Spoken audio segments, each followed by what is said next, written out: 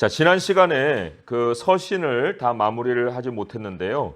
사실 오늘 요한계시록 때문에 시간이 좀 촉박할 것도 같아서 서신은 지난번에 제가 한 단어로 요약을 해드렸듯이 그 가르침, 진리의 중요성. 그래서 이 서신서는 앞에 있는 바울 서신과는 좀 다르게 조금 그 후반부에 많이 그 상황을 또 그 담고 있습니다. 그래서 후반부에 핍박의 상황을 맞이하여서 많은 이제 서신이 쓰여 있고요.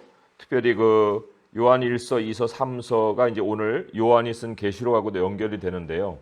그것뿐만 아니라 베드로도 그렇고 또 히브리서도 그렇고 정말 예수님과 그 예수님이 우리에게 가르치셨던 그 진리의 중요성, 그거를 상당히 강조를 하고 있어요. 그래서 이 기타 서신을 잘 읽어보셔서 야고보서 같은 경우에 그 진리를 행하는 것이 얼마나 중요한가, 그리고 베드로 전후서의 중요성을 하나로 좀 요약해 드릴 수 있는 말씀이 하나 있어서 소개를 해드립니다. 베드로 전후서가 이 신약 성경 안에 또 상당한 그 자리매김을 하고 있어요. 왜냐하면 베드로 후서 3장 1절에서 2절의 말씀을 우리 같이 한번 찾아서 읽어볼게요. 387쪽입니다. 387쪽 베드로 후서 3장 1절에서 2절까지 말씀이에요. 베드로 후서 3장 1절에서 2절 같이 한번 읽어보겠습니다. 시작. 사랑하는 자들아, 내가 이제 이 둘째 편지를 너희에게 쓰노니 이 두 편지로 너희의 진실한 마음을 일깨워 생각나게 하여 곧 거룩한 선지자들이 예언한 말씀과 주 되신 구주께서 너희의 사도들로 말미암아 명하신 것을 기억하게 하려 하노라. 네. 여기 저자들이 그 단체로 지금 소개가 되어 있습니다. 성경의 저자들이 선지자들, 또 사도들 이렇게 나와 있어요. 이 선지자들은 구약을 기록한 그 저자들이라 할 수 있고, 사도들은 신약을 기록한 사도들 혹은 하나님의 가르침을 전한 사도들이라고 전달자라고도 할 수가 있어요. 그럼 이걸 다 합치면 이게 사실 성경이 되는 거예요.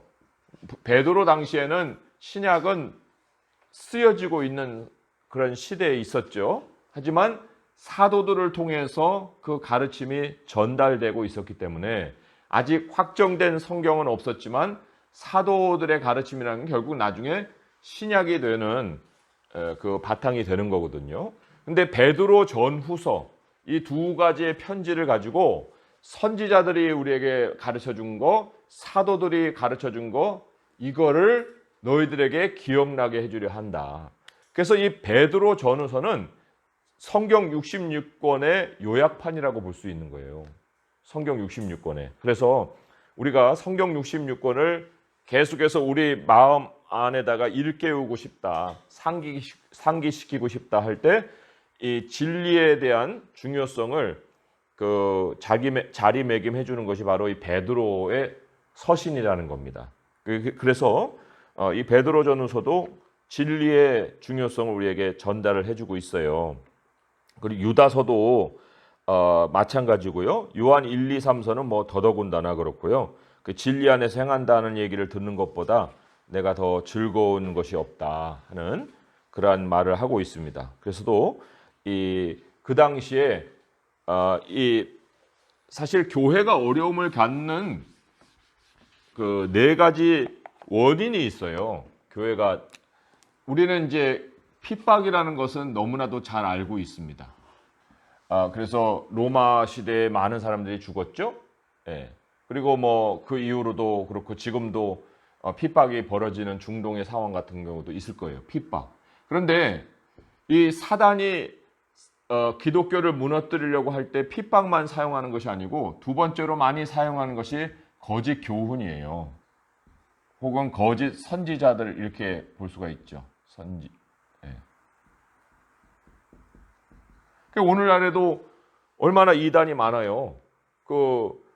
하나님의 말씀, 심지어 성경을 비틀어 가지고 이 말씀을 가르치려는 사람들이 또 많이 있지 않습니까? 그래서도 거짓 교훈. 그다음에 세 번째가 이제 음란함이에요. 음행이라고 볼 수가 있습니다. 음란함에 이제 감각적인 어떤 미혹을 통해서 사람들이 이 음행은 물론 이제 전체로는 다 우상이다 이렇게 볼 수 있지만 그 우상의 뿌리에는 음행이 있기 때문에 사람들을 이제 음란함으로 초청을 하는 거예요. 그 네 번째는 이제 문화라는 어떤 미혹이 있습니다. 이게 쉽게 얘기하면 오락이에요, 오락. 그래서 요즘 아이들이 그 게임에 중독되고 빠져 있잖아요. 그게 배후에는 영적인 원인이 있다니까요.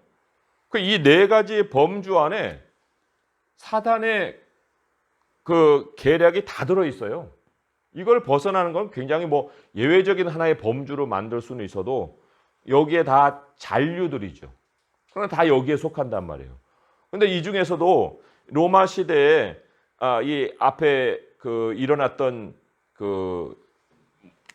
핍박의 상황에 이 서신을 쓰게 만든 것은 요거였어요. 요거. 그렇지만 이 거짓 교훈이 사람들을 음행으로 이끌어가고 또 예수님은 언제 오냐? 그냥 오늘 먹고 즐기자. 이런 식으로 이제 사람들을 끌어가고 핍박을 피하게 만들고. 그러니까 이 거짓 교훈 안에서 모든 사람들의 사고가 말씀을 벗어나게 되는 거예요. 그러니까 오늘 이제 요한계시록에도 다루겠지만은 얼마나 우리가 말씀에 뿌리를 두는 것이 중요한가.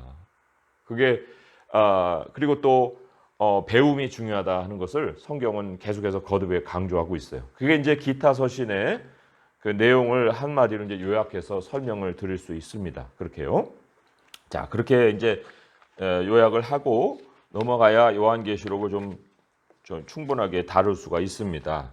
자, 요한계시록을 이제 보시면 제가 세 장을 전달해드렸어요. 하나는 이제 전체 개관이고요. 두 번째로는 요한계시록의 구조를 나눠드렸고요. 세 번째로는 이제 네 가지 천년 왕국설 이렇게 소개를 드렸어요. 근데 이 네 가지 천년 왕국설은 요한계시록의 구조와 또 연결이 되어 있습니다. 그래서 같이 설명을 드릴 거예요. 자, 계시라고 이렇게 써 있습니다. Revelation.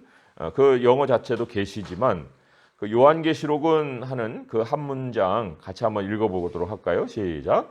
요한계시록은 그리스도인들이 예수님을 주로 고백하는 것 때문에 핍박을 당하는 시기에 쓰였다. 요한은 그들에게 격려와 소망을 안겨주면서 고난과 핍박의 시기에 신실하게 남아있을 것을 권고한다. 하나님은 그리스도를 통해 악을 심판하시고 끝까지 신실하게 남아있는 백성들에게 새하늘과 새 땅의 상을 베푸신다는 사실을 밝히신다. 그래서 이 요한계시록 안에 이제 대표적으로 우리가 기억해 볼 만한 그런 주제를 네 가지로 제가 요약을 했어요. 말씀으로도 소개했고 그 하나의 주제로도 소개를 해드렸는데 그 중에 이 첫 번째 이 말씀이 그 요한계시록에 담겨 있는 7가지 복의 내용 중에 하나예요. 같이 한번 1번만 한번 읽어보겠습니다. 시작. 이 예언의 말씀을 읽는 자와 듣는 자들과 그 가운데 기록한 것을 지키는 자들이 복이 있나니 때가 가까움이라 이렇게 되어 있습니다. 읽는 자, 듣는 자, 또 그 가운데 기록한 것을 간직하는 자 이렇게 나와 있어요. 자, 여기 이렇게 복을 선포를 해주셨는데 우리가 사실 사람들이 가장 어려워하고 또 그러기 때문에 멀리하는 책이 또 요한계시록이에요. 그래서 이거를 잘 알아야 돼요. 알면 알수록 우리에게 큰 소망을 주는 말씀입니다. 그래서 오늘 이후로는 읽는 것과 듣는 것과 그리고 또 그 기록한 것을 마음에 간직하는 그러한 우리의 삶이 이어져야 될 거예요.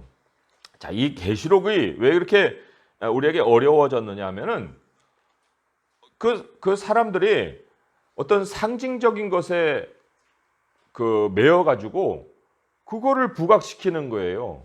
그러니까 요한계시록 자체를 우리가 먼저 다뤄야 되는데 그게 아니라 666이 뭡니까? 또 그 안에 우리가 짐승의 표를 받지 말아야 되는데 베리십을 받아야 돼요, 말아야 돼요. 이렇게만 이제 이 얘기를 하다 보니까 요한계시록이 뭐를 얘기하고자 하는 본질은 잊어버리고 거기에서 이제 서로 논쟁을 벌이는 그러한 실수를 범한다는 거예요. 먼저 알 거를 알고 그 다음에 그게 뭐냐 하는 거를 강론으로 들어가야지 거꾸로 돼서는 안 된다는 겁니다. 자, 이 요한계시록 1장을 펴보시면은 1장의 4절에 이런 말이 있어요. 1장 4절에 요한은 아시아에 있는 7 교회에 편지하노니 라는 말이 있어요. 편지. 이 요한계시록의 그 장르가 뭡니까?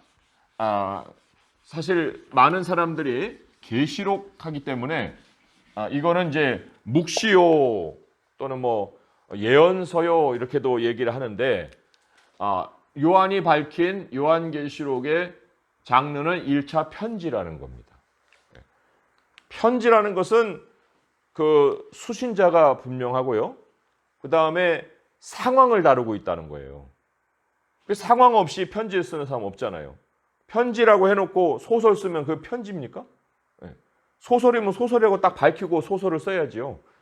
묵시라면은 그 묵시라고 밝혀놓고 그 묵시를 써야 되는데 그게 아니라 바로 이 편지를 내가 보낸다라고 얘기를 하고 있고 이 편지 안에 이제 예언적인 말씀을 담고 있는 거예요. 그러니까 뭐가 우선이냐 하면은 편지가 우선이고 그 안에 예언적인 말씀을 담고 있는 거다. 그리고 이 편지의 수신자는 7 교회예요. 이 7 교회라는 것은 지금까지는 고린도, 갈라디아, 데살로니가, 에베소 해가지고 그 지역의 교회를 대상으로 편지를 썼습니다. 그런데 하나님이 성경을 마무리하면서 그 지역 교회가 아니고 7이라고 하는 숫자를 통해서 7 교회, 모든 교회라고 볼 수가 있어요. 이게 모든 교회, 그러니까 모든 시대에 존재할 수 있는 각 종류의 교회, 그 모든 교회에게 편지를 보내신 거예요. 그 유형만 다를 뿐이지 그 유형에서 벗어나는 교회는 하나도 없습니다. 그러니까 요한계시록은 이제 이후로 지상에 존재하게 될 어떤 교회든지 간에 그 교회에게 하나님이 편지를 보내기 위해서 기록하신 성경책이다. 이렇게 우리가 이제 이해하면 됩니다. 이제 그렇기 때문에 어떤 상징적인 것으로 우리가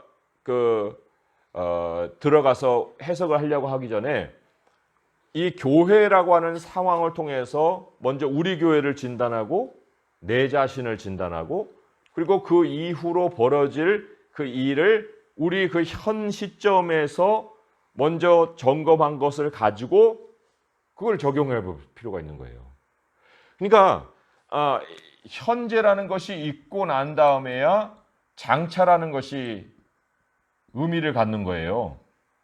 이 현재에 대한 진단이 없으면 장차만 알고는 이게 무슨 그 수수께끼를 풀려고 하는 무슨 책도 아니고 우리하고 연결되어야만 되는 책인데 그래서도 여기 요한이 7 교회에 편지하면서 예수님을 뭐라고 소개했냐면요. 4절에 이제도 계시고 전에도 계셨고 장차 오실리라 이런 말씀을 했어요. 그리고 더 앞에 가서는 1절에 보면은 하나님이 그에게 주사 반드시 속히 될 일을 그 종들에게 보이시려고 그의 천사를 그 종 요한에게 보내어 알게 하신 것이다. 그리고는 요한은 하나님의 말씀과 예수 그리스도의 증거 곧 자기가 본 것을 다 증언하였느니라. 이 말씀을 앞으로 보여줄 것이 있는데 그런데 지금 우리가 받는 자로서 무엇을 우리가 들었는지를 점검하고서 앞에 있는 것을 또한 우리가 알아야 된다는 전제를 깔고서 지금 말씀을 전하고 있습니다.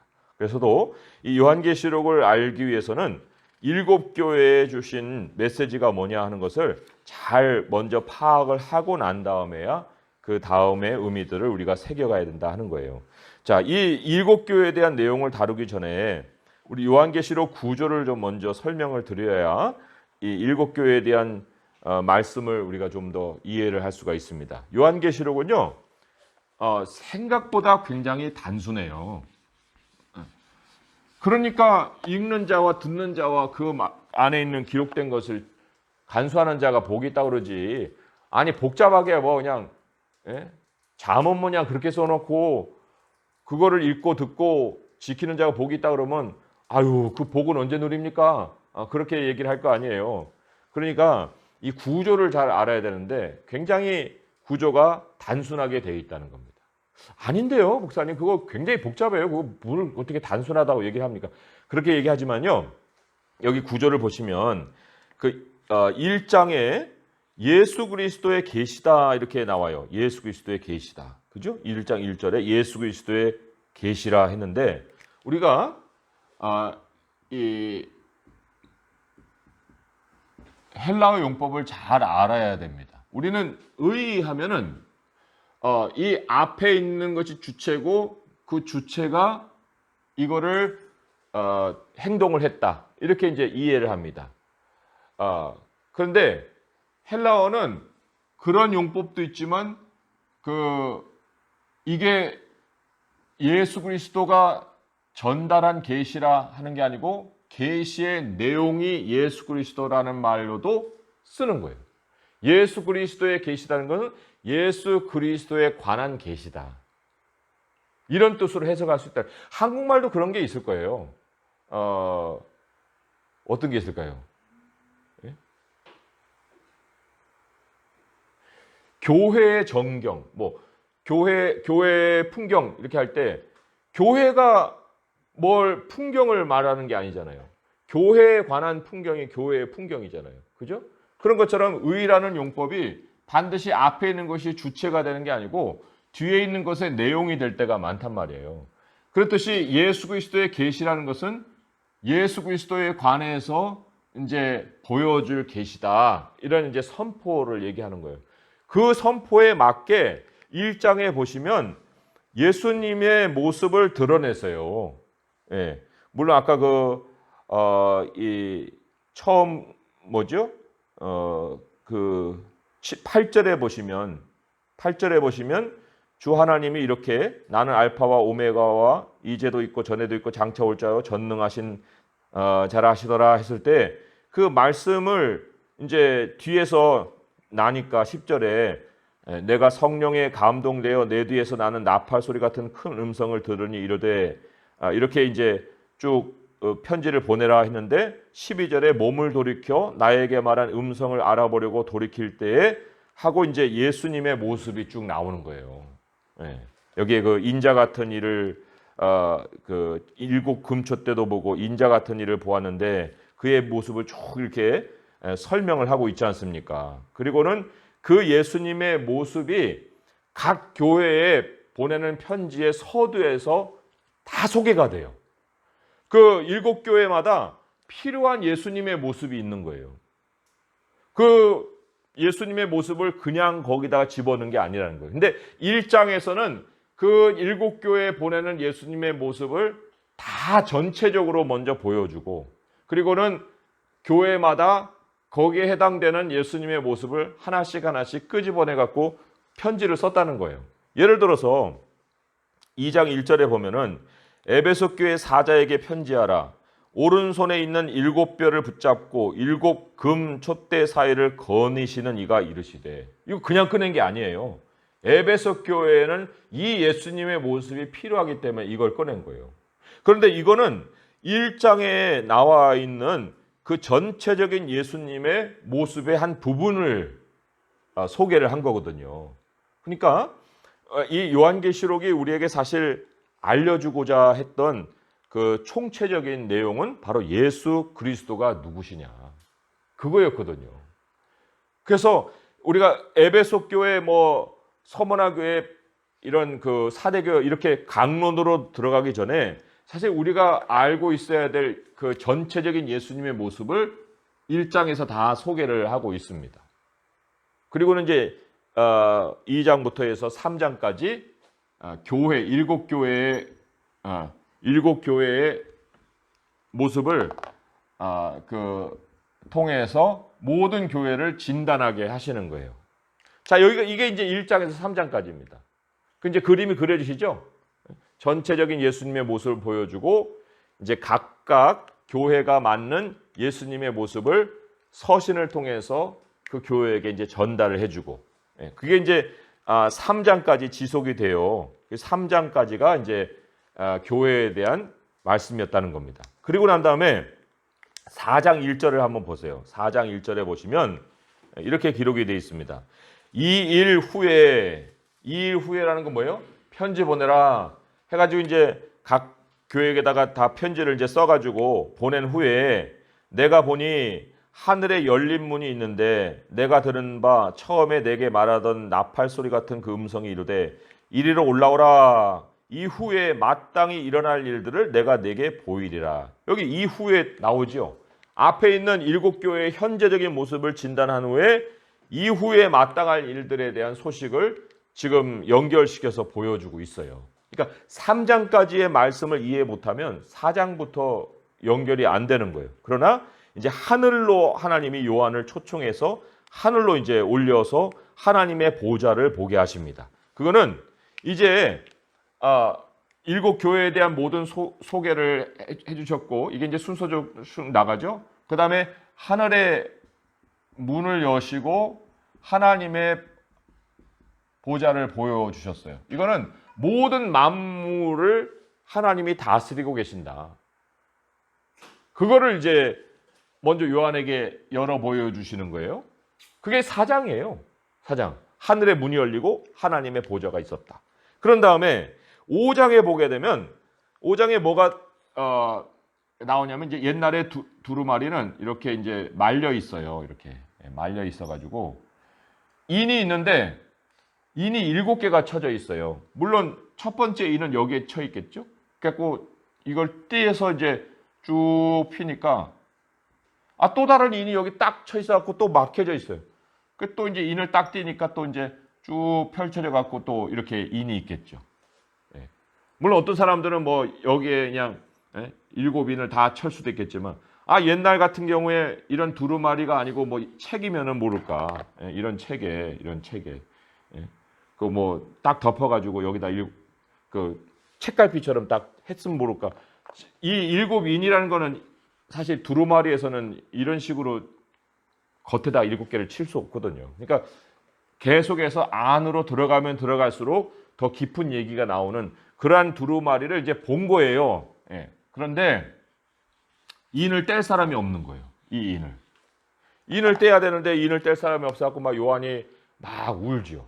그럴 때 이 인을 뗄 수 있는 분이 누구냐면 바로 어린 양 예수 그리스도가 그 인을 뗄 수 있는 그 두루마리 책을 들고 계시는 그 예수님을 이제 소개를 하고 있어요. 그래서 여기 5장 그 7절에 보시면 5장 7절에 보시면은 이런 말씀이 기록이 돼 있죠. 그 어린 양이 나와서 보좌에 앉으신 이의 오른손에서 두루마리를 취하시니라.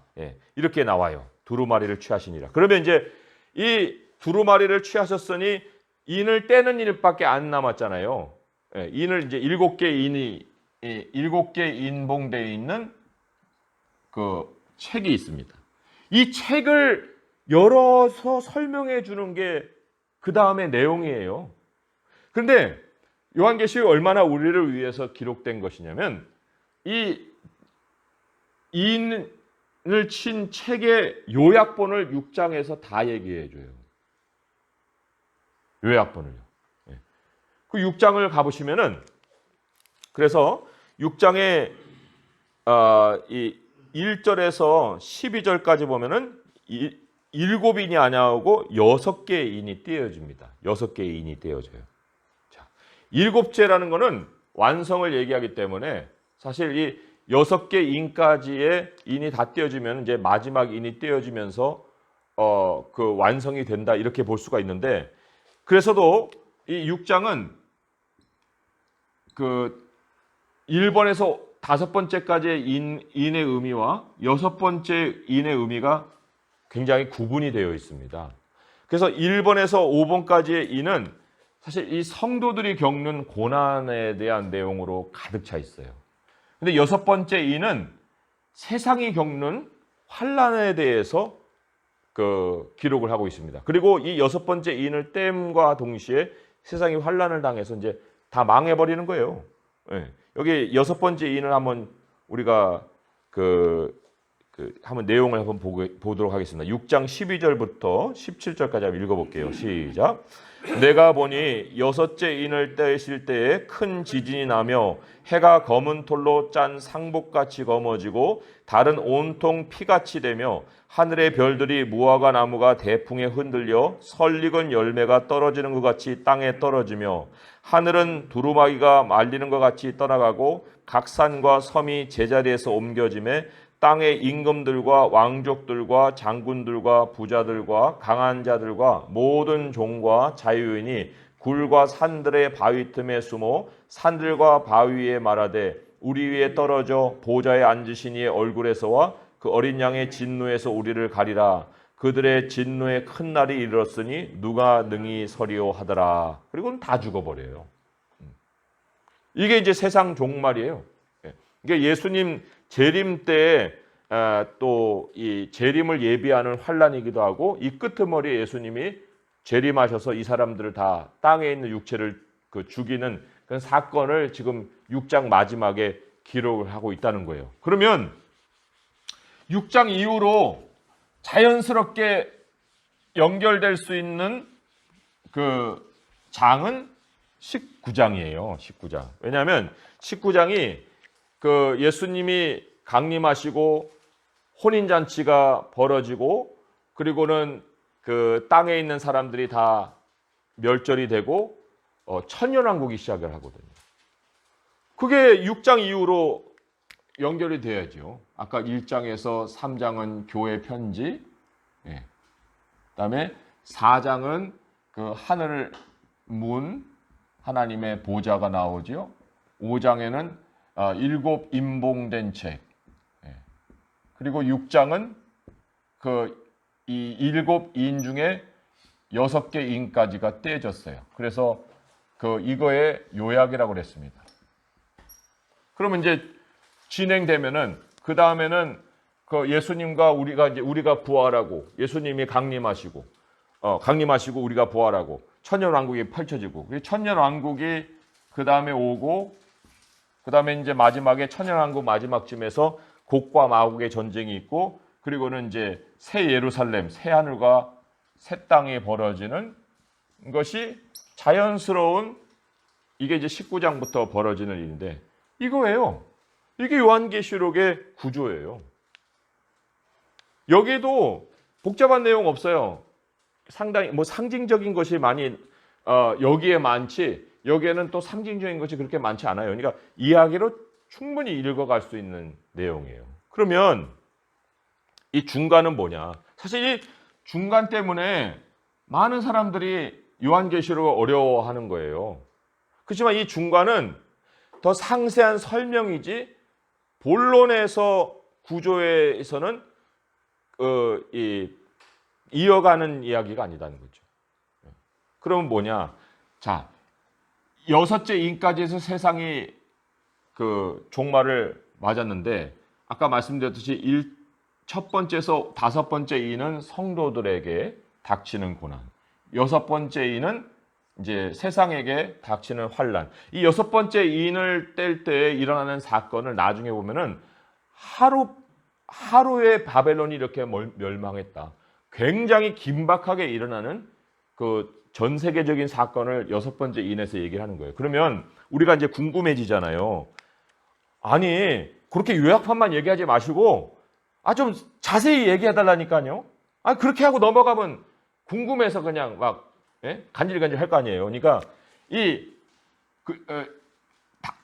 첫 번째에서 5번째 인까지 얘기가 더 상세하게 좀 설명해 주시고, 여섯 번째 인을 뗄 때 이야기도 좀 상세히 얘기해 주세요.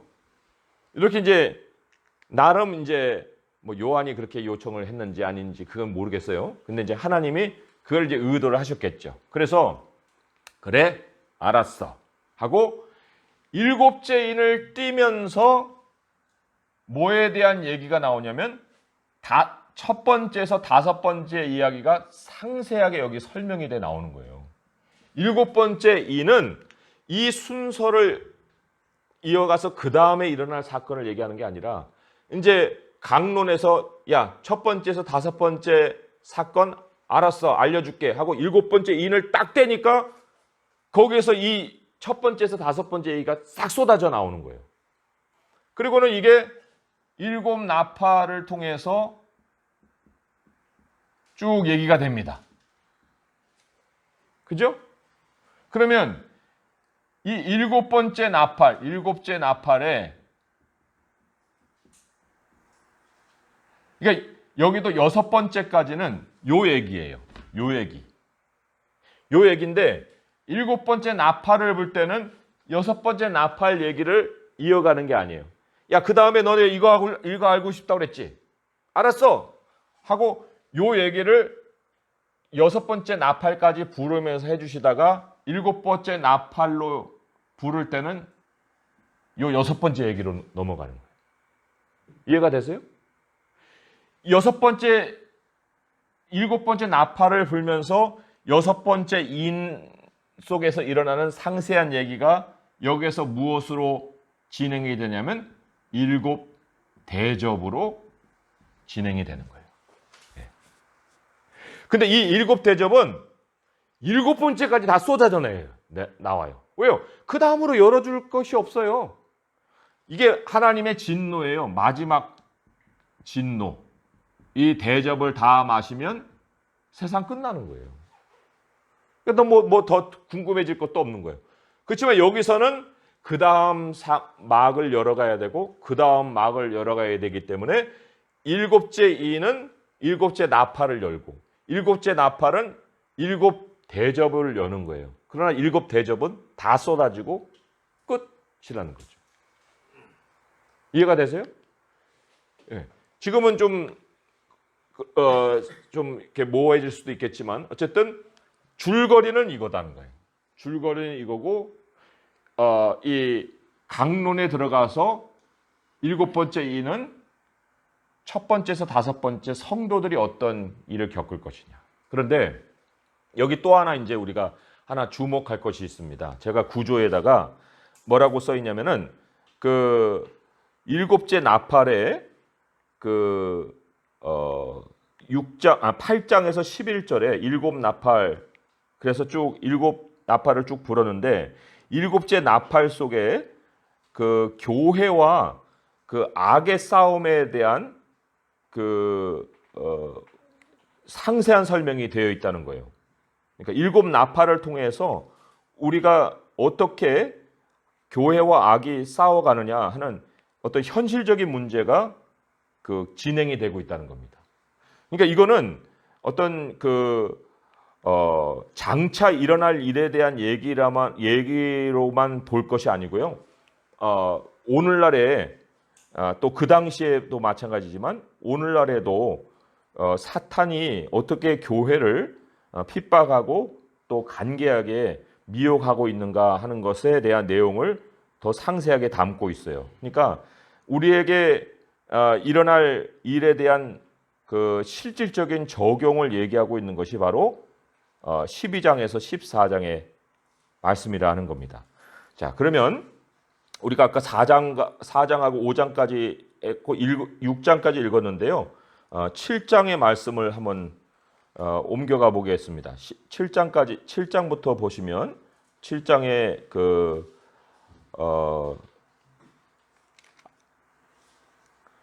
7장, 8장, 7장에는요. 하나님께서 인치심을 받은 14만 4천 명을 소개하고 그리고는 그 외에 또 큰 무리가 나와서 찬양하고 찬송하는 그런 모습을 먼저 보여주신 후에 8장 1절에 보니까 일곱째 인을 떼실 때에 하늘이 반 시간쯤 고요하더니 내가 보매 하나님의 앞에 7 천사가 서 있어 7 나팔을 받았더라. 그래서 이제 7 나팔이 불리기 시작합니다. 그리고는 빠르게 진행이 돼요. 첫 번째 천사, 두 번째 천사, 세 번째 천사 이렇게 쭉 진행이 되고 이어지다가 8장 아니죠. 8장이 아니라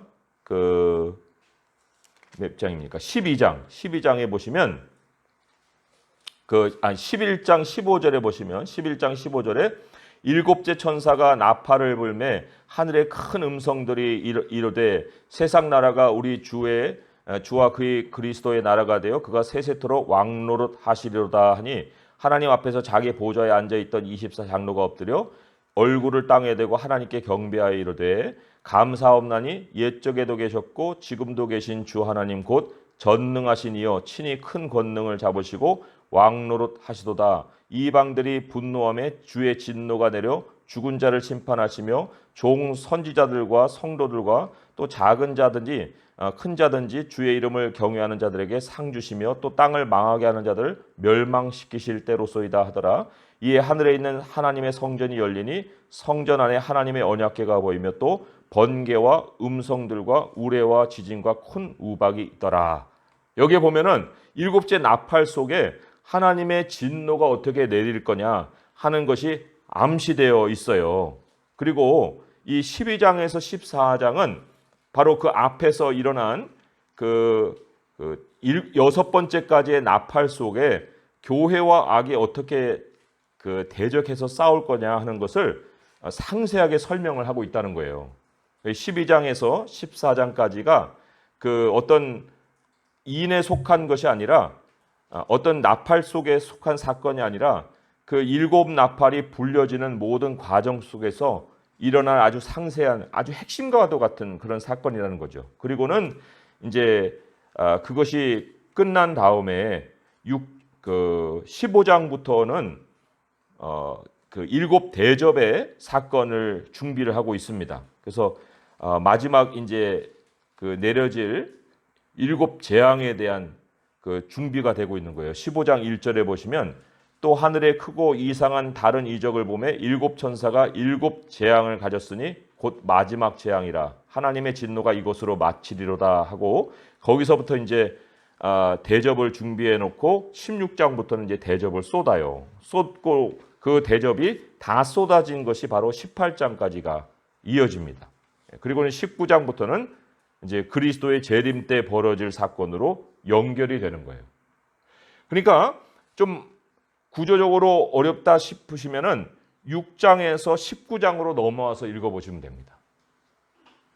그래서 줄거리를 먼저 파악을 하신 다음에 그 다음에 이제 강론으로 들어가서 첫 번째에서 5번째인 그 다음에 6번째인에 대한 해당 사항을 나팔과 대접으로 정리를 하시고 그리고 나팔 속에서도 하나님의 교회와 악이 싸우는 마지막 12장 14장의 모습을 우리의 현재적인 삶 속에 적용시키면 그것이 요한계시록이 우리에게 전달하는 메시지를 충분하게 이해하고 있는 것이다. 그렇게 말씀을 들을 수가 있습니다. 자, 거기하고 연결해서 그 4가지 천년 왕국설이 있어요. 4가지 천년 왕국설이 있는데 한번 그거를 보도록 하겠습니다. 보시면은 그게 사실 누구의 학설이 맞다 이런 정답을 찾기보다는 그게 다 기독교 안에 존재하고 있는 그리고 또 예수 그리스도를 주로 고백하고 있는 사람들이 요한계시록을 보면서 정리해 놓은 하나의 순서표예요. 우리 성도님들은 어떤 거를 선택할지는 모르겠습니다. 그렇지만 저는 거기 이제 빨간 거를 써놨기 때문에 그 빨간 게 또 제가 요한계시록을 보는 관점이고 또 많은 우리 또 교단의 신학자들이나 또 보수적인 사람들이 취하는 그러한 학설이기도 해요. 그래서 제가 첫 번째 것을 설명을 드린 빨간색으로 표시해 놓은 거고요. 그 다음에 이제 나머지는 또 이런저런 사람들이 얘기한 거고 그리고 또 복음주의적인 사람들이 많이 얘기하는 것 중에 하나가 무천년설이에요. 천년 왕국은 실제로 존재하지 않는다. 그거를 이제 주장을 하고 있는 건데, 그걸 보시면은 그렇게 어렵게 우리가 그동안에 알아왔던 것들을 좀 쉽게 볼 수가 있습니다. 보시면, 자, 현재는 뭐 그렇게 어렵지 않아요. 현재는 우리가 7교회를 통해서 우리의 현재를 진단하니까, 현재는 오늘날의 시대까지, 예수님 이후로 오늘날의 시대까지라고 볼 수가 있습니다. 그런데 이제 이 현재 이후에 어떤 일이 벌어질 거냐, 그거에 대한 관심을 이제 사람들이 많이 가지고 있거든요.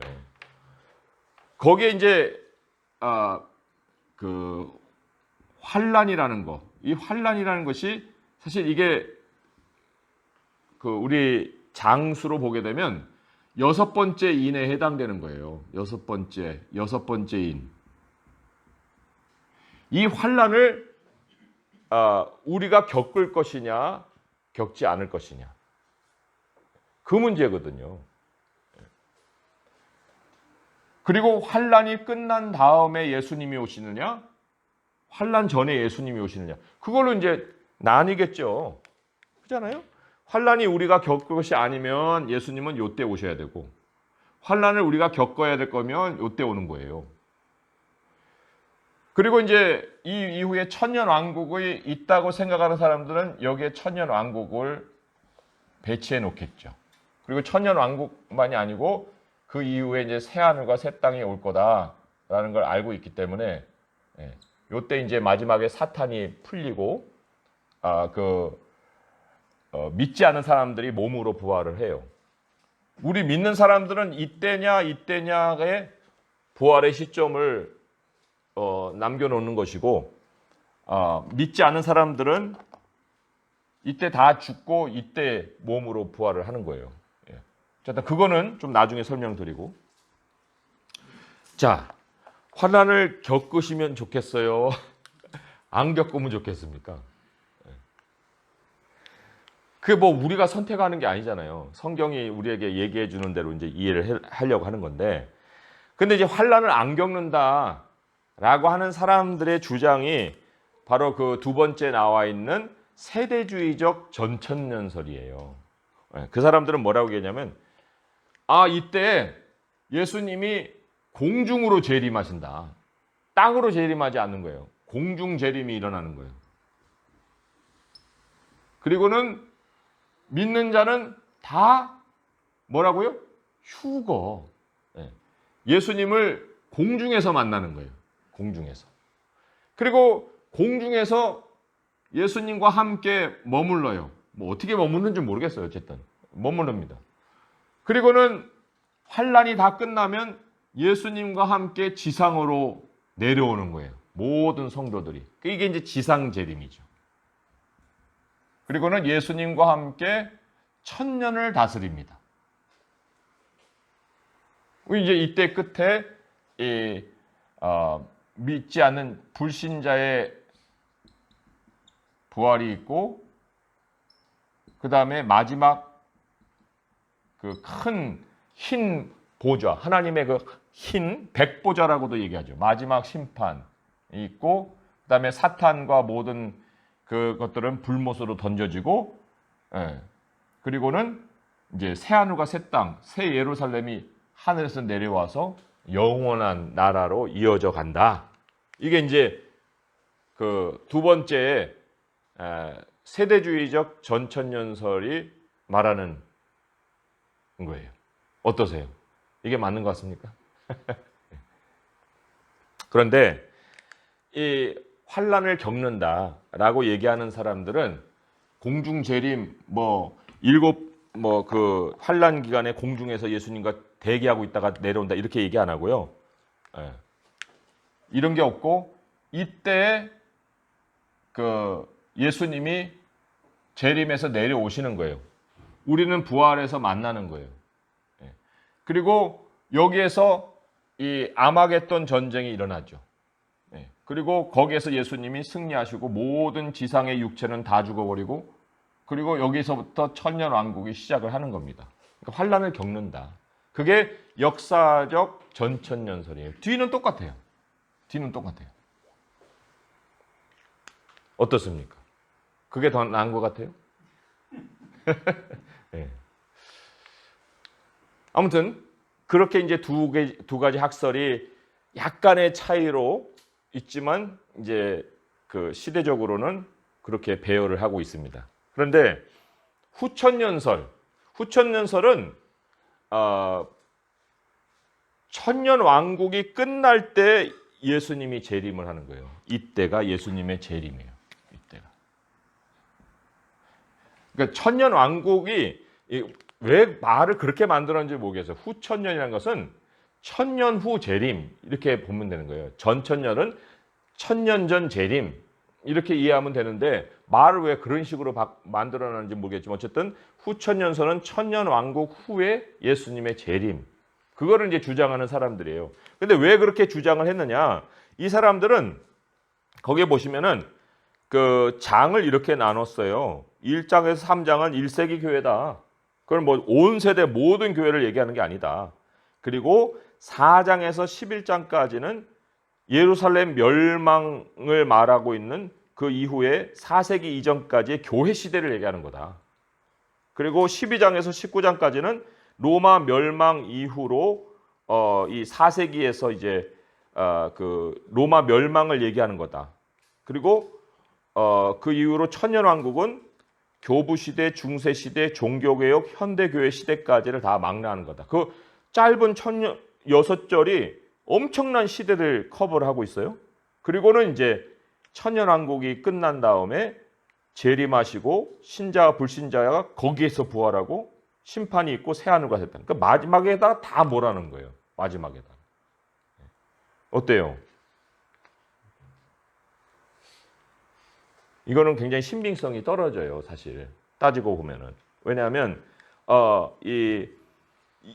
그 20장 7절 이전에는 다 그게 사실은 과거예요, 과거. 그리고 20장 7절은 다 미래예요. 그러니까 사실 우리에게 적용될 수 있는 뭐가 없어요. 다 일어난 사건이고 일어날 사건이지. 뭐 우리한테 적용해봐야 20장 1절에서 6절 안에 잠깐인데 그게 교부 시대인지 중세 시대인지 종교개혁 시대인지 뭐 어떻게 알겠어요, 그게를. 그러니까 상당히 떨어지는 그러한 그 학설이고요. 마지막에 무천년설을 또 많이 지지를 합니다. 복음주의자들이 한 50% 이상은 또 이거를 지지한다고 볼 수가 있는데 이 사람들은 또 뭐라고 얘기하냐면 그 일곱 교회 보내는 편지는 1세기 교회다.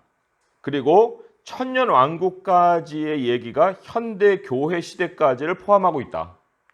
천년 왕국이 없어요. 지상 천년 왕국이라는 게 예수님 재림 때 오는 게 아니에요. 그리고 이 교회 시대가 끝나면 그때 예수님이 재림해서 이제 모든 일들이 벌어진다. 이거예요. 근데 이러한 그 학설을 믿는 그 사람들의 주장을 읽어보게 되면 이분들은 굉장히 그 상징을 그 중요시합니다. 상징적인 것을 다 상징적인 것으로 다 해석하려고 하는 그런 경향이 있어요. 그리고 문자적으로도 볼 수 있는 구절이 얼마든지 있는데 그 문자적인 구절조차도 상징으로 풀어서 그 의미를 이제 영적으로 해석을 하려고 하는 그러한 시도들을 많이 하죠. 그래서도 그 천년 왕국이라는 게 그냥 한없이 긴 세월을 얘기할 건가? 아니면 정말 천년이라는 어떤 세월을 우리에게 얘기를 하고 있는 것인가? 아니 그게 사실 상징이면 아담이 거의 천년을 살았는데 그럼 아담이 천년 산 것도 상징인가? 노아도 거의 천년을 사는데 그럼 노아가 산 것도 그러면 상징인가? 오래 살았다. 그런 표현을 그냥 천년을 살았다. 이렇게 얘기하는 것인가? 그 상징으로 뭔가를 보게 되면 그것도 일관성이 있어야 되잖아요. 근데 일관성이 있어야 되는데 그 일관성이 어떤 본문에서는 적용이 안 되고 어떤 본문에서는 적용이 되고 그런 면들이 많이 나타난다는 겁니다. 그랬을 때에도 이 무천년설에도 조금은 조금은 아니죠. 많은 결함이 있는 해석들이 있을 수 있다는 겁니다. 그래서 그냥 성경이 얘기하는 그대로 그냥 받아들일 수 있는 거. 그런데 그러려면 이제 역사적 전천년설과 세대주의 전천년설을 따져야 되는데 왜 세대주의 전천년설을 사람들은 잘 안 따르느냐? 그 얘기는 세대주의 전천년설은요 모든 시대의 사건을 요한계시록을 통해서 해석하려고 해요. 모든 것을. 그러니까 모든 게 다 문자적인 건 아닌데 모든 것을 문자적으로만 다 해석을 해가지고 그 사건이 어떤 의미를 가지고 있는지를 대입해 보려고 하는 거예요. 그래서 뭐예요? 베리칩 같은 그런 것에 대한 얘기도 어디서 나오냐면은 바로 이 세대주의적 전천년설 속에서 나오는 거예요. 모든 걸 문자로 풀려고 하는 그런 사람들의 시도. 그래서 우리가 조금은 좀 눈을 열어두고 여러 가지 해석적인 상황을 좀 감안을 해본다고 할 때 역사적 전천년설 속에서 앞에 어떤 말씀들을 좀 내다보는 것이 굉장히 의미가 있지 않나 하는 생각에서 저는 이 역사적 전천년설을 또 말씀을 통해서 여러 가지로 이제 연구하고 있고요. 또 많은 경우에 성경은 이걸 향해서 말씀하고 있다. 저는 그렇게 믿고 있어요. 그래서도 우리 성도님들도 뭐 연구를 통해서 보시겠지만 제가 이제 전달해 드린 것 역사적 전천년설을 좀 주목해서 좀 보실 수 있기를 바랍니다. 자, 그러면 이제 이 요한계시록에 7교회에 보내는 편지에 대한 내용을 좀 이제 다뤄야 됩니다. 그래야 이 시간을 알뜰하게 사용할 수가 있는데요. 여기 에베소, 서모나, 버가모, 두아디라, 사데, 빌라델비아, 라오디게아 이렇게 나와 있어요. 근데 이 교회 이름들은 뭐 그렇게 뭐 외워도 되고 안 외워도 되고 그렇게 중요한 건 아니에요. 다 그 유형을 얘기하는 거기 때문에 뭐 1, 2, 3, 4, 5, 6, 7 유형 이렇게 말해도 뭐 상관은 없는 그런 거예요. 지금은 이 교회들이 이 지역에 없어요. 참 이런 걸 보면은 우리가 이 땅에서 영원히 세울 교회는 없는 거예요. 우리 스스로가 하나님의 성전이 되어서 살다가 하나님께로 불려가면 우리가 없듯이 그렇잖아요. 우리가 하나님의 성전으로서 역할을 잘 하면 그 기간 안에 하나님의 교회가 세워지는 거고 우리가 하나님께로 가면은 이 몸이라는 성전은 이제 더 이상 존재하지 않는 것처럼 지상에 있는 모든 교회는 그때 그 순간에 하나님 그 지역에 세우신 그 역할을 다하면 끝날 수 있는 거예요. 그런 걸 우리가 생각해 볼 때 뭐 교회를 100년, 200년 전통을 지켜간다 해가지고 막 교회 건물에 큰 의미를 두고 무슨 그래봐야 소용이 없어요. 아무 소용이 없는 거예요. 서양의 어떤 교회도 이 뭐 200년, 300년 해가지고 건물은 멀쩡해 있지만 그 안에 사람들 남아있는 게 하나도 없어요. 그러니까 그 시대에 하나님 주시는 그 흐름에 따라서 맡긴 역할을 잘 감당하면 되는 거거든요. 그러니까 얼마나 안타까운 거냐 하면 오늘날 많은 교회들이 재산 싸움 하거든요.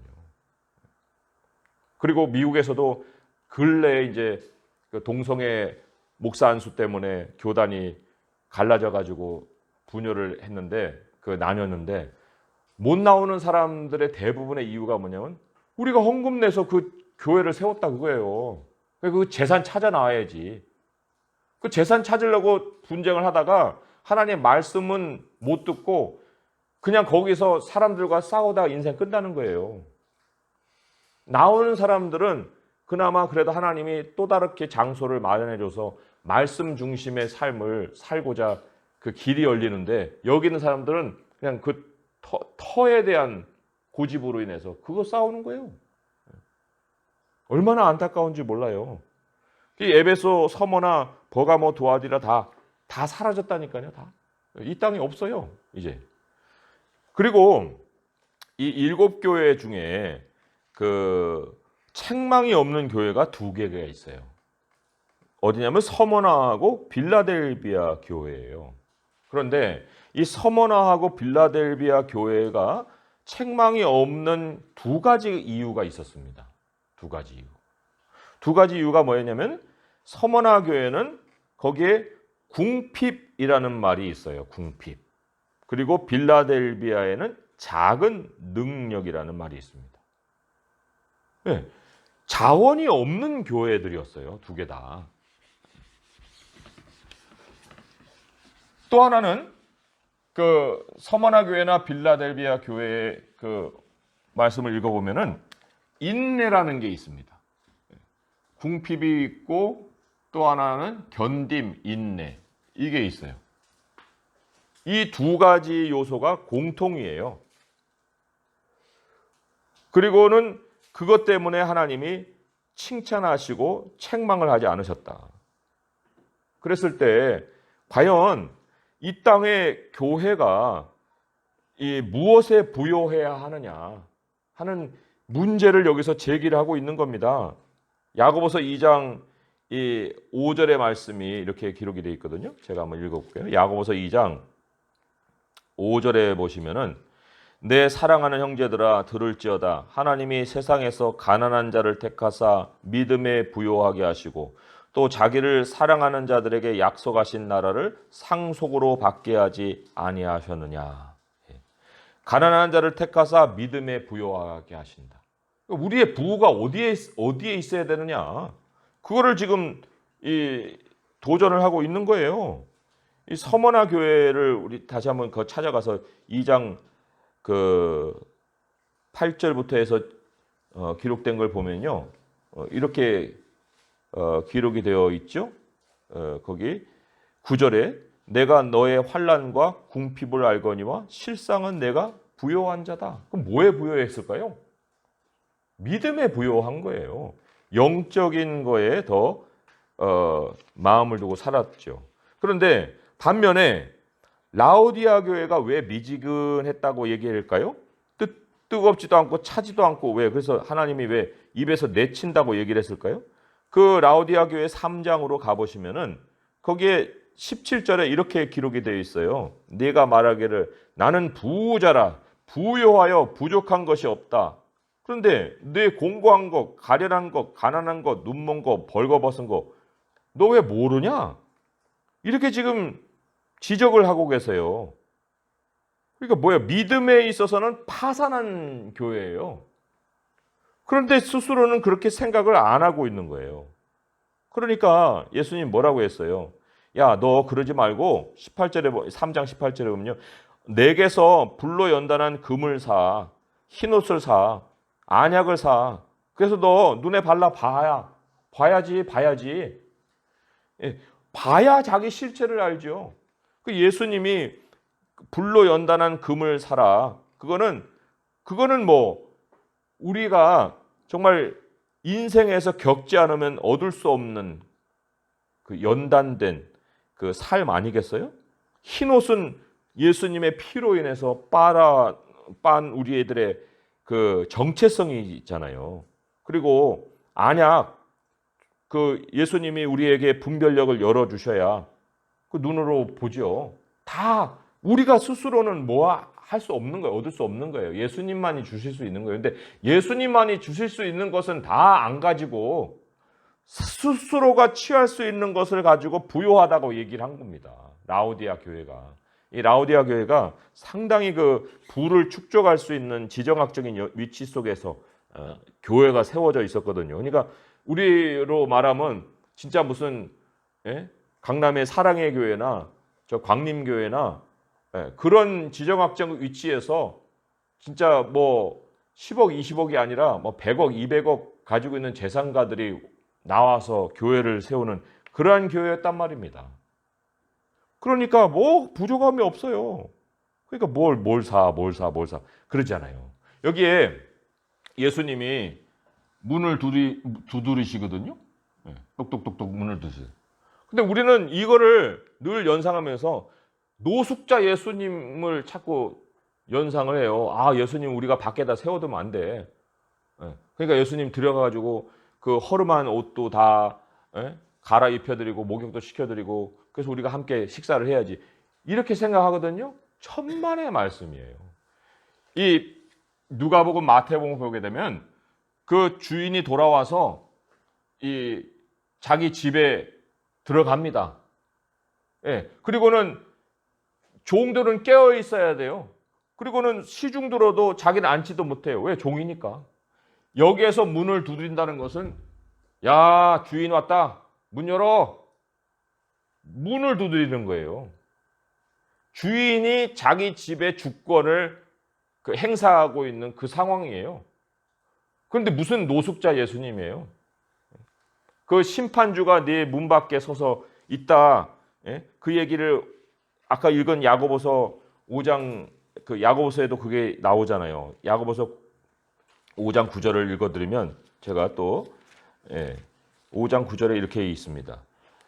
형제들아 서로 원망하지 말라. 그리하여 심판을 면하리라. 보라 심판주가 문 밖에 서 계시니라. 문 밖에 서 계시는 그분의 모습은 심판주예요. 노숙자가 아니고. 그리고 누가복음 12장의 말씀 한번 가볼까요? 누가복음 12장의 말씀. 누가복음 12장 말씀에 35절 36절에 뭐라고 써 있습니까? 누가복음 12장 35절 36절 같이 한번 읽어볼까요? 시작. 허리에 띠를 띠고 등불을 켜고 서 있으라. 너희는 마치 그 주인이 혼인집에서 돌아와 문을 두드리면 곧 열어주려고 기다리는 사람과 같이 되라. 주인으로서 온 거예요. 주인으로서. 그러니까 이 라오디게아 교회에 지금 왜 예수님이 이러한 모습으로 지금 서 계세요? 왜냐하면 그 교회 교인들이 교회 주인은 우리다. 그리고 지금 이런 모습으로 살았기 때문에 그런 거예요. 그러니까 주인이 문을 두드리고 심판주로 와서 아주 그 교회를 내치려는 그런 순간 속에 지금 있는 겁니다.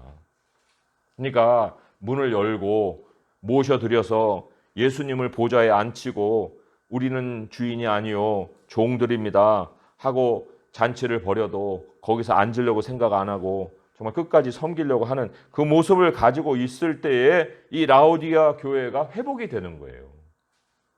여기에 그 교회 예수님이 뭐라고 자신을 소개했습니까? 라오디게아 교회에 아멘이고 충성되고 참된 증인이고 하나님의 창조의 근본이시라 이렇게 자신을 소개했습니다. 그러니까 충성되고 참된 증인 뭐예요? 종이죠, 종. 충성되고 참된 증인은 하나님 아버지를 참되게 섬기는 그 종의 모습. 그래서도 그 마지막에 이기는 자들에게 무슨 그 상을 내린다고 그랬어요? 예수님 보좌에 함께 앉게 하여 주신다. 종으로서 섬겼는데 그런데 주인의 자리에 잔치에 참여하게 해주신다는 상을 라오디게아 교회에게 베푸신다는 거예요. 그러니까 지금 현재 한 성도가 됐건 어떤 교회가 됐건 과연 이 라오디게아 교회의 형편에 있다고 하면은 굉장히 지금 두려워해야 될 교회다. 그걸 우리가 확인을 해볼 수가 있습니다. 자, 그러면 이제 서머나하고 빌라델비아 교회로 좀 다시 한번 돌아가서요. 그 왜 칭찬을 받고 책망이 없었는가 하는 걸 좀 보도록 하겠습니다. 자, 서머나 교회는요, 이 고난을 두려워 말라 했고, 그 다음에 10일 동안 환난을 받으리라 이런 말씀도 했어요. 그런데 죽도록 충성해라. 그러면 내가 생명의 관을 너에게 주리라 했는데 이 10일 동안이라는 것은 매우 짧은 기간을 일컫는 표현입니다. 매우 짧은 기간. 그래서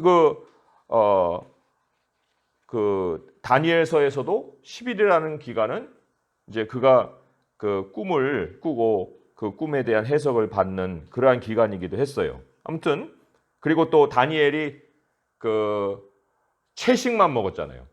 채식만 먹을 때 우리를 좀 10일 동안 좀 놔두셔. 한번 지켜보셔. 그러면 우리가 얼굴이 반질반질하는지 피폐해지는지 보실 겁니다. 하고 10일의 기간을 그 제시한 것처럼 그게 짧은 기간이에요.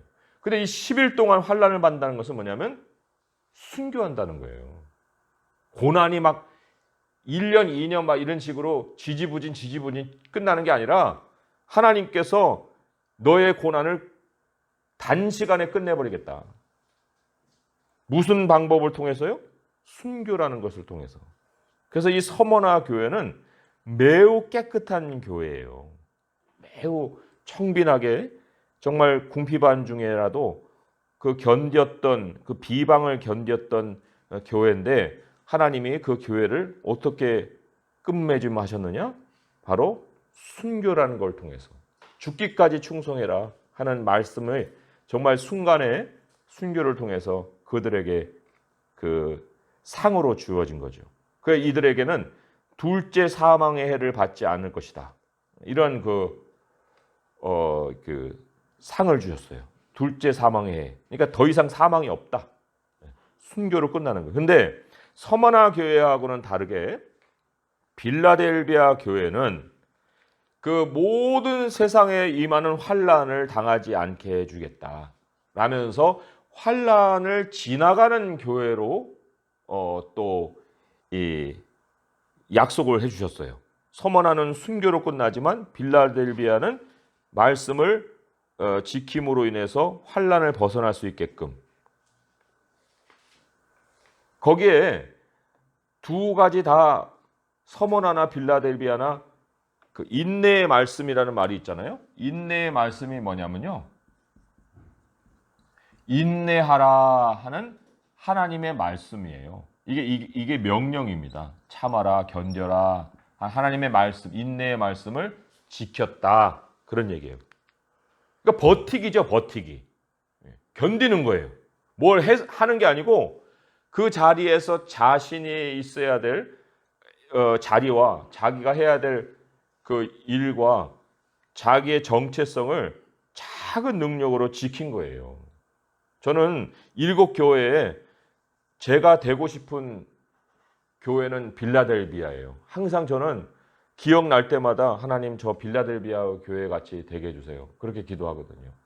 왜냐하면 제 스스로도 뭐 능력이 있지도 않고 작은 능력으로 뭘 할 수 있느냐. 하나님 나 버티기는 할 수 있어요. 물론 그 버티기도 그게 쉬운 게 아닙니다. 그렇지만 작은 능력을 가지고 하나님 앞에 정말 인내하고 살면 하나님이 그 다음은 다 책임지신다는 거예요. 그리고 제가 왜 이 빌라델비아 교회를 그토록 참 사모하게 됐냐면요. 3장 12절에 이기는 자에게 하나님이 주시는 약속의 말씀 때문에 그랬어요. 거기 보면은 내 하나님 성전에 기둥이 되게 하리니 그가 결코 다시 나가지 아니하리라. 이런 말이 있었거든요. 결코 다시 나가지 아니하리라. 제가 그 이민교회를 섬기면서 3번이나 떠났잖아요. 그 3번이나 떠나면서 떠나고 그 다음 교회로 가게 되는 그 중간 기간이 있었어요.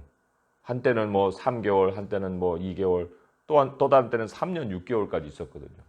그런데 교회를 떠나 밖에서 내가 섬길 교회가 없다는 것만큼 가장 가슴 아픈 게 없는 거예요. 그래서 그게 뭐 제 자의로든 타의로든 그런 상황이 벌어지긴 했는데, 그래서 얼마나 참 교회에 대한 간절함이 있었는지 몰라요. 물론 그것 때문에 이제 기도원도 많이 다니고 했지만은, 그러면서 이제 하나님이 문을 열어주신 교회가 바로 새순교회예요. 그 굉장히 감사하고 날마다 즐겁고 기쁘고 뭐 누구 볼 것도 없고 그런 그 마음으로 섬겼던 교회가 바로 새순교회고, 지금 이제 하나님 또 강남 새순교회를 세우셔서 여기서 섬기게 하시는데, 정말 교회 안에 자기가 맡은 역할이 있고 자기가 할 일이 있고 그리고 함께하는 성도들이 있다는 것은 너무나 큰 행복입니다. 뭐 어떤 성도님들은 뭐 이 교회는 이제 더 이상 안 나가, 뭐 내가 나갈 교회가 없어. 그리고 이제 나가는 사람도 있는데 그분은 스스로가 비극을 선택하는 거예요. 그래가지고 다른 교회 가면 거기서 과연 나를 얼마나 환영해 줄까. 그 환영받는 자리로 가기까지는 내가 먼저 깨지지 않으면 환영받는 자리로 못 가요. 교회가 정말 소중하게 느껴지고 여겨져서 그 교회로 간다면 그 교회가 축복이죠. 근데 대부분 문제 일으키고 안 나가 이제는, 그래가지고 나와 있으면은, 그러면 그 마음의 교회에 대한 소중함이 들까요? 그래가지고 하나님이 겸손하게 만들어서 정말 교회가 다시 내게는 이렇게 소중하구나 하고 깨달은 후에 교회를 간다면 그 교회가 또 축복이겠죠. 하지만 그러한 그 교회에 대한 간절함을 갖기 전까지는 정말 교회 안에 나가지 않는다는 이 약속이 얼마나 소중한 약속인지 모릅니다. 그래서 여기 내가 성전 기둥이 되게 하리니 결코 다시 나가지 아니라 하는 말씀이 너무나 제 마음속에 깊이 박혔고요. 그리고 하나님의 이름도 새겨주고 또 예수님의 이름도 새겨주고 새 예루살렘의 이름도 새겨주겠다. 이 말씀을 참 읽으면서 저는 빌라델비아 교회 같이 되게 해달라는 기도를 끊임없이 드렸어요. 아마 지금도 주저없이 7교회 중에 너 어디 될래? 물론 칭찬만 있고 책망이 없었기 때문에 빌라델비아 교회를 선택한 것은 아닙니다. 그런 작은 능력. 그러니까 하나님께서 우리에게 요구하시는 것은 큰일 벌이는 것도 아니에요. 뭐 큰 사업, 큰 사업 이런 거 다 했던 교회가 있어요. 이제 하나씩 보겠지만은요. 그러나 그것도 다 하나님께서 책망으로 끝내버렸어요. 참 이게 그래서 우리가 참 조심해야 될 것들이 많다 하는 것을 좀 생각해 볼 수가 있습니다. 여기 에베소 교회에도 그런 그 많은 사업을 벌였던 교회 중에 하나예요. 또 다른 교회가 하나 있긴 한데 그거는 이제 두 번째로 다루고요. 에베소 교회를 보시면은 여기는 어떤 일에 그 열심을 냈냐면 이단을 색출하는 일에 열심을 냈습니다. 예? 여기 2절에 보니까 내가 2장 2절이에요. 내가 내 행위와 수고와 내 인내를 알고 또 악한 자들을 용납하지 않은 것과 자칭 사도라 하되 아닌 자들을 시험하여 그의 거짓된 것을 내가 드러낸 것과 그 다음에 물론 인내가 있어요. 인내가 있는데 그런데 예수님이 책망하기를 뭐라고 했어요? 너의 처음 사랑 너 버려버렸다. 아닌데요 하나님. 하나님 사랑 때문에 이거 한 거예요. 이렇게 변명을 하겠죠. 하지만 하나님께서 제시한 그 방식을 보게 되면 그들이 어디서 어떻게 떨어졌는지를 알게 돼요. 5절에 보니까 이랬죠. 어디서 떨어졌는지 생각하고 회개하여 처음 행위를 가져라. 처음 행위. 이 처음 행위가 무엇이었을까 하는 것을 볼 때 왜 예수님이 그런 모습으로 나타나셨고 왜 예수님이 이기는 자에게 이런 상을 주셨는가 하는 것을 연결해서 생각을 해볼 필요가 있다는 겁니다. 여기에 그 에베소 교회에는 하나님이 7별을 손에 잡고 있어요. 7별을 손에 잡고 있고 또 그 7촛대 사이에 다니시느니 아마 그렇게 나왔을 거예요. 그죠? 7별을 붙잡고 7촛대 사이를 거니시는 이라고 했어요. 특별히 이 별은요. 여기 1장에 보면 1장 20절에 내 오른손에 7별의 비밀. 그런데 그 7별은 7교회 사자다 이렇게 나와요. 별은 사자예요. 왜냐하면 전달자라는 거예요. 전달자, 메신저. 촛대는 교회를 얘기합니다. 하나님께서 이러한 모습으로 나타나신 이유는 에베소 교회가 지금 무엇의 귀를 막고 있느냐? 전달자의 전달하는 말씀의 귀를 막고 있는 거예요. 나중에 생명나무의 과실을 주워 먹게 하겠다. 생명나무가 뭐예요? 말씀이잖아요. 이기는 자에게 내가 생명나무의 과실을 주워 먹게 하겠다. 잃어버린 거가 말씀이고 회복되는 것이 말씀이에요. 그러면 처음 사랑, 처음 행위는 무엇이었을까? 우리는 이 처음 사랑, 처음 행위를 늘 우리가 생각하는 첫사랑으로 생각하기가 쉽습니다. 그죠? 사랑을 이루는데 왜 처음 행위를 회복하라고 할까요? 여기 보세요. 너의 처음 사랑을 버렸는데 그런데 회개해가지고 가져야 될 것은 처음 행위라고 그랬어요. 처음 사랑 가져라 이지 않고 처음 행위를 가져라 그랬거든요. 그러면 이 사랑과 행위에 대하여서 우리가 떠올려 볼 수 있는 그 사건이 베드로의 사건이에요. 예수님이 네가 나를 사랑하느냐 하고 3번을 물어보셨잖아요. 그리고 3번을 물어보시고 주님이 아셔요 할 때 주님이 맡긴 그 행위가 뭡니까? 내 양을 먹여라. 내 양을 치라. 내 양을 먹여라 2번. 내 양을 치라 1번. 뭘 가지고 먹여야 돼요? 하나님 말씀 갖고 먹여야죠. 뭘 갖고 먹이겠어요? 그런데 에베소 교회가 뭐를 버렸다는 거예요? 내가 주님을 사랑하는 줄 주님이 아십니다. 그 예수님이 우리에게 찾아오신 그 사랑이 첫사랑이에요. 예수님이 우리에게 맡기신 일이 처음 행위예요. 그러면 이단 색출해가지고 그놈이 진짜인지 아닌지 그거를 가려내서 목을 칠 거냐 말 거냐, 거기에 목을 매야겠어요? 아니면 그 교회 안에 있는 양들의 양식을 준비하고서 그들을 먹이고 그들을 돌봐야겠어요? 그게 에베소 교회의 문제라는 거예요. 그러니까 신학적으로 굉장히 예민하고 따질 것 따지고, 그래서 이게 잘못이냐 잘한 것이냐, 그게 문제가, 그게 교회를 세우는 것이 아니었다는 겁니다. 그래서 에베소 교회에 예수님의 모습을 별을 갖고 촛대 사이에 달아요. 너 그러지 않으면 내가 촛대를 옮겨. 그건 교회 아니야. 교회 간판 떼게 만든다? 그렇게 얘기하시는 거예요. 이것도 굉장히 무서운 얘기겠죠? 버가모 교회를 한번 보겠습니다. 버가모 교회. 버가모 교회는 좌우에 날선 검을 가지신이라고 얘기를 하고 있어요. 그리고는 이 버가모 교회를 칭찬도 하십니다. 어떤 칭찬을 하시냐면 2장 12절부터 이제 쭉 나오는데, 그 사탄의 권자가 있는 그런 상황에서도 너가 믿음을 안 버렸다. 그런데 뭐를 책망하시냐면은 거기에 발람의 교훈을 지키고 니골라당의 교훈을 지키는 자들이 있는데 왜 너네들 그 사람들을 용납하느냐, 이렇게 얘기하는 거예요. 발람의 교훈은 뭐예요? 발람은 나중에 모압 여인들하고 그 음행하게끔 간교하게 꾀를 써잖아요. 하나님이 저주하는 거를 막으셨는데 그걸 막은 것은 막혔지만은 본인의 생각을 가지고 그 꾀를 집어넣었다고요. 여기 또 니골라당이 나와요. 이거 뭐 100% 확신을 가지고 얘기할 수 없는 거지만, 이 니골라는 누구냐면은 바로 그 사도행전에 세워졌던 7 집사 중에 한 사람이에요. 안수 집사. 그런데 그 7 집사 중에 만약에 그 사람이 당을 이루어서 이 교훈을 전했다고 하면 이거는 대단히 경계해야 될 일이죠. 만약에 그 학설이 진짜 정론이라면. 근데 그렇게 말하는 사람들이 참으로 많아요.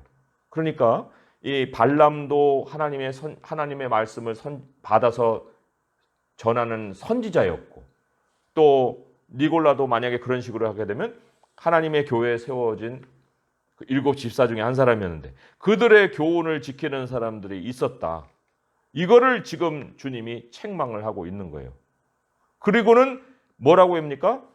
하나님께서 좌우에 날선 검 가진 사람 그 분으로 나오면서 16절에 내 입의 검으로 그들과 싸우겠다. 직접 개입하시겠다는 얘기예요. 이게 그 고린도전서에 보게 되면 성찬을 잘못 대하는 사람들 때문에 병든 자도 많고 잠자는 자도 있느니라, 이런 얘기가 있거든요. 병도 들고 죽기도 했다는 거예요. 그러니까 예수님이 직접 그들을 상대해서 처단해 버리시겠다, 이런 얘기거든요. 그러니까 이게 얼마나 사람으로서 다루기가 힘든 문제이기 때문에 이렇게 되는가, 그거를 여기서 또 하나 연상해 볼 수가 있어요. 그리고는 하나님이 상으로 감추어 있던 만나를 주겠다. 감추어 있던 만나는 뭐예요? 양식이잖아요. 이거 뭐냐면 이기는 자에게, 그러니까 말씀을 말씀대로 그대로 진실하게 뭐 그냥 해석 달아가지고 이렇게 돼요 저렇게 돼요 교훈 따라가지고 막 사람들이 이 길로 저 길로 갔던 그게 아니고, 하나님의 말씀 안에 깊은 뜻이 있는 그거를 너에게 알려주겠다, 그런 얘기예요. 흰 돌은 로마 시대에 어떤 경주에서 이긴 사람에게 흰 돌을 줘요. 그리고 그 흰 돌을 가지고 가면은 잔치에서 먹을 수가 있습니다. 그 흰 돌을 주겠다, 네 이름이 기록된 흰 돌을 주겠다 하면 그 흰 돌을 가지고 예수님의 잔치에 참여를 하는 걸 얘기하는, 그런 의미를 가지고 볼 때 하나님이 정말 풍성한 말씀의 그 선물을 그 버가모 교회에게 안겨주신다, 그런 얘기죠. 그러니까 교훈은 복잡한 데서 또 교묘하게 틀어놓고 막 이상하게 해석하고 그런 데서 그 영적인 비밀이 열리는 게 아니다 그런 얘기죠. 또 이 두아디라 교회, 이 두아디라 교회가 바로 그 사업에 대한 얘기가 아마 나오는 교회일 거예요. 그죠? 예, 맞아요. 그 19절에 보니까 내가 너의 사업도 알고 사랑도 알고 믿음과 섬김과 인내를 아는데 너의 나중에가 처음보다 많다. 그 좋다. 그런데 책망할 것이 있다. 뭐라고 했어요? 자칭 선지자라는 여자 이세벨을 내가 용납을 했다. 예? 이거 뭐예요? 분별력을 상실했다. 그런 얘기예요. 사탄의 깊은 것을 알지 못하는 것이 문제가 아니다는 거예요. 여기 뭐라고 했냐면 24절에 두아디아에 남아있어 이 교훈을 받지 아니하고 소위 사탄의 깊은 것을 알지 못하는 너에게 말한다. 이렇게 얘기했잖아요. 그러니까 버가모나 두아디라나 문제는 거기서 거긴 거예요. 근데 사탄의 깊은 거 알 필요도 없는 거를 아니 뭐 때문에 그거를 알려고 그래요. 예? 지금 이 신천지 같은 게 이런 것을 파고드는 거거든요. 예? 성경에 막 말 가지고 그냥 이상하게 꽈가지고 사람들 궁금증을 막 불러 일으켜 가지고 거기에 와가지고 공부하게 만들고 그거 몰라도 된다는 거 몰라도. 그래서도 이 두아디아에 많은 일을 벌이는 것보다 예?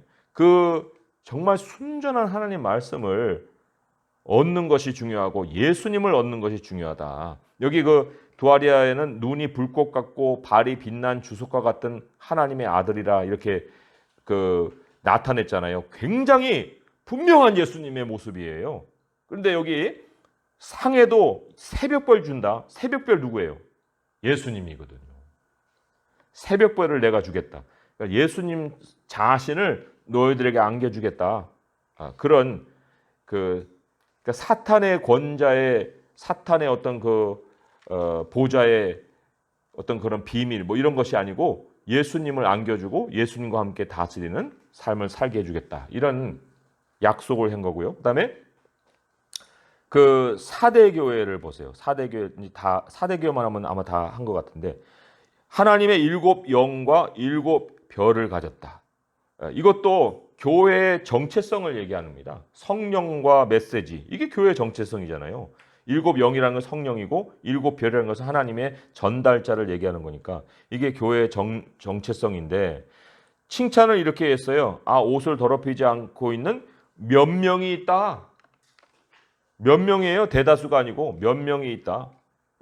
그들은 그리스도와 함께 다니는 것이 합당한 자다. 그런데 대부분은 어떻다고 그랬어요? 살았다는 이름은 가졌으나 죽었다. 하나님 앞에서 행위에 온전한 것을 찾지 못했다. 이 하나님 앞에서라는 것이 굉장히 중요합니다. 하나님 보실 때의 신앙의 모습과 내가 정말 가지고 있다라고 하는 어떤 판단 속의 모습과 전혀 다르다는 거죠. 근데 왜 그 지경이 됐느냐라고 할 때 그게 바로 잠자는 신앙을 가지고 있었기 때문에 그런 거예요. 그래서도 뭐라고 도전을 했냐면요. 3장 6절, 5절 3절에 이렇게 있어요. 그러므로 내가 어떻게 받았으며 어떻게 들었는지 생각하고 회개하라. 만일 일깨지 아니하면 내가 도둑같이 이르리니 어느 때에 내게 이르는지 내가 알지 못하리라. 도둑같이 이르겠다. 생각지 못할 때 주님이 일어서 너희들을 심판하신다. 이런 얘기죠. 그러니까 이 사람들의 문제는 깨어나야 되는 거예요. 깨어나서 지속적으로 하나님 앞에서 자신의 삶을 돌아봐야 되는 겁니다. 그게 바로 상으로 주어지는 거예요. 흰 옷. 늘 자기의 옷을 빨고 살아야 하는. 그러지 않으면 정체성을 잃어버린다는 겁니다. 생명책에서 지워버리지 않겠다는 얘기는 생명책에 없는 사람도 있다는 거예요. 자, 복잡하게 설명을 드렸지만 우리가 정말 마지막에 결론적으로 주목해야 될 것은 뭐냐면 신앙이라는 건 없어서 못하는 게 아니라는 거예요. 궁핍한 중에도 정말 하나님이 견디게 하시는 그 기간에 정말 우리가 버티기만 해도 하나님은 우리를 정말 칭찬해 주시고 놀라운 상을 주시는 분이다. 그러니까 막 일 벌려서 행위고 사업이고 믿음이고 무엇이고 다 필요 없다는 거예요. 다. 그러니까 다 물거품이 되는 것들을 앞세우지 말고 그런 것은 하나님이 주신 분량대로 그냥 뒤따라오면 그냥 누리는 거고. 그러나 그것이 우리의 믿음의 핵심은 절대로 될 수가 없다. 뭐 희한하고 뭐 깊이 있고 무엇이고 간에 그런 것은 다 무슨 뭐 신령하고 뭐 그런 형용사를 붙일 것도 없다는 거예요. 그냥 진실하고 순전하게 우리 주님의 나라까지 달려가라. 그게 이제 이 교훈의 메시지라는 거죠. 전체 강의를 또 마치면서 장로님을 기도해 주시겠습니다. 하나님 아버지 은혜를 진심으로 감사드립니다. 저희들을 얼마나 사랑하시기에 우리들이 무지함으로 인해서 하나님을 제대로 섬기지도 못하고 또 주님의 교회를 바로 섬기지 못하는 그러한 잘못을 범하지 않도록 우리를 말씀으로 먹여주시어서 지금까지 이렇게 살아왔습니다. 하나님 감사합니다. 아버지. 원하옵기는 우리의 남은 여생 동안에 정말 우리를 이 땅에 두신 그 하나님의 뜻을 이루어 드릴 수 있도록 우리에게 주신 시간 동안에 정말 하나님이 기뻐하시는 그러한 삶으로 온전히 드릴 수 있도록 하나님 계속해서 우리를 깨워주시고 우리에게 영적인 양식을 풍성하게 먹고 또 우리 삶이 다른 이웃들을 말씀으로 섬기며 저들도 우리와 같이 하나님께서 우리에게 주시는 이 신령한 복들을 누릴 수 있는 그런 삶을 살도록 하나님 우리를 통해서 일하실 줄 믿고 감사를 드립니다. 아멘. 우리 강남 새순교회가